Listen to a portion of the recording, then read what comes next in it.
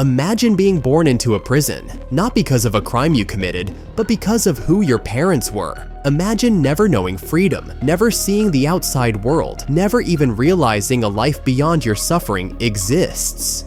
This is the reality for thousands of people inside North Korea's prison camps, where survival is brutal, escape is nearly impossible, and the only certainty is pain. In this video, we'll be showing you how terrifying these North Korean prisons can get. The forced labor, the torture, the starvation, the fear of death at every corner. There's a reason it's known as one of the most frightening countries in the world.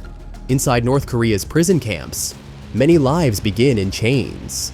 Some children are born prisoners. They never know their parents. The state rips families apart before a child can even be weaned from their mother's milk. They grow up in total isolation, unaware that the outside world even exists. To them, the camp is life. Hunger, pain, and obedience are all they know. By the time they are old enough to walk, they are forced to work. They labor for hours under the watchful eyes of guards who punish even the smallest mistake with whips, batons, or fists. They receive only a handful of food, often just a bowl of watery corn porridge. It's never enough. To stay alive, they eat whatever they can find. Rats, insects, even tree bark. Hunger controls them. The weak don't last long.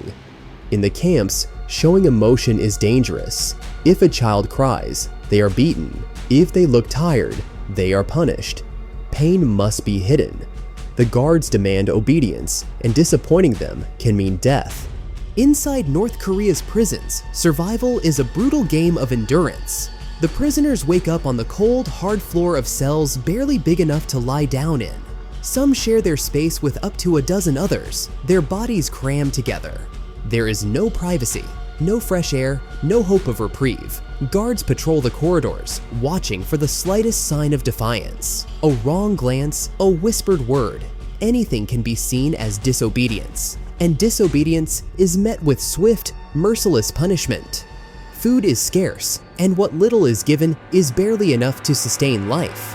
A thin bowl of watery porridge, maybe a handful of corn, is all they receive. Hunger is constant, gnawing at their insides like a living thing.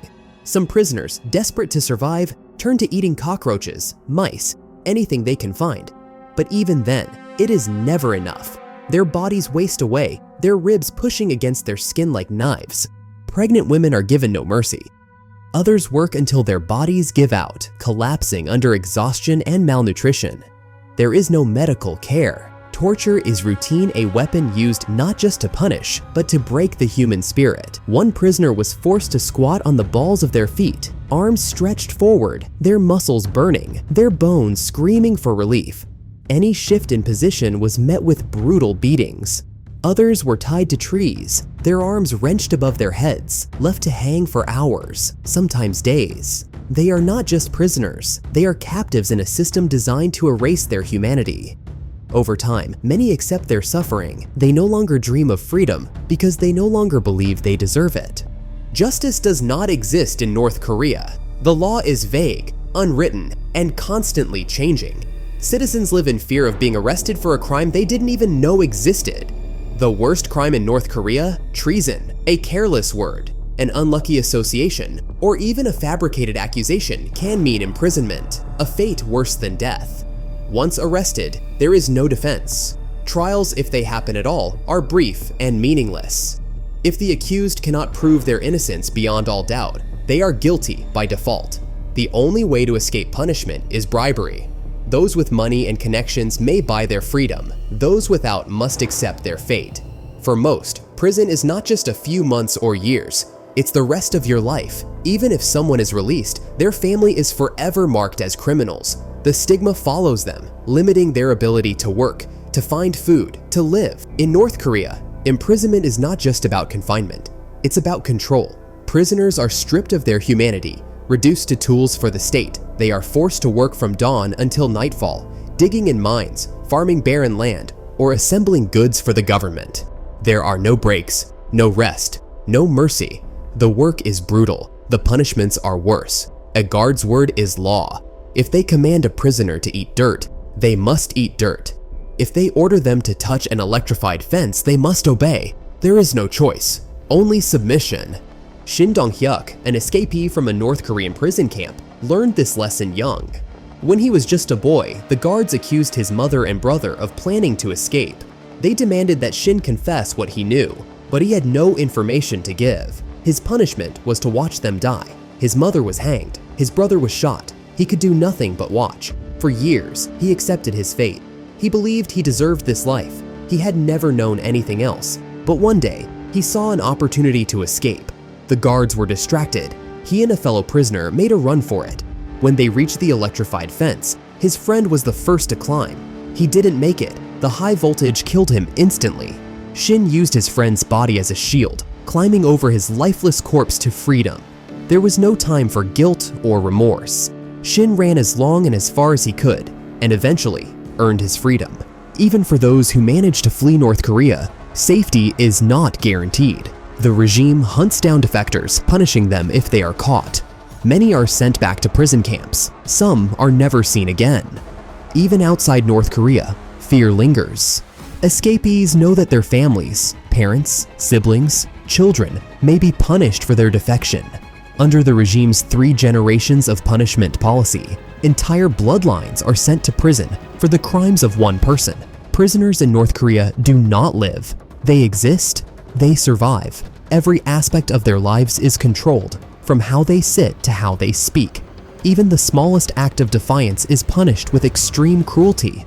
One former detainee described spending a year in a cell no bigger than a closet. It was so cramped that prisoners had to sleep in a zigzag formation, their feet pressed against the shoulders of others. They were not allowed to stand upright. They were not allowed to make noise. They were not even allowed to look up. Another survivor recalled being forced to hold stress positions for 17 hours a day, every day, for over a month. A single movement out of place resulted in brutal beatings. The pain was unbearable, but to the guards, suffering was the point. Starvation is a weapon. Prisoners are given so little food that some turn to eating insects just to stay alive. One woman, 7 months pregnant, was forced to have an abortion. Another prisoner, desperate from hunger, was caught trying to steal extra food. His punishment was death.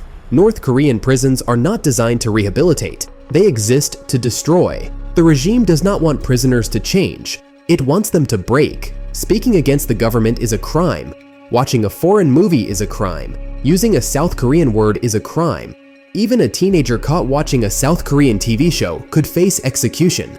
There is no room for dissent. The supreme leader's power is absolute. For those in the outside world, North Korea's suffering is hard to comprehend. But for those trapped inside, it is their reality.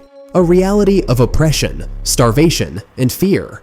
For decades, North Korea has kept its people in the dark, hidden its crimes from the world. But as more survivors speak out, the truth becomes impossible to ignore.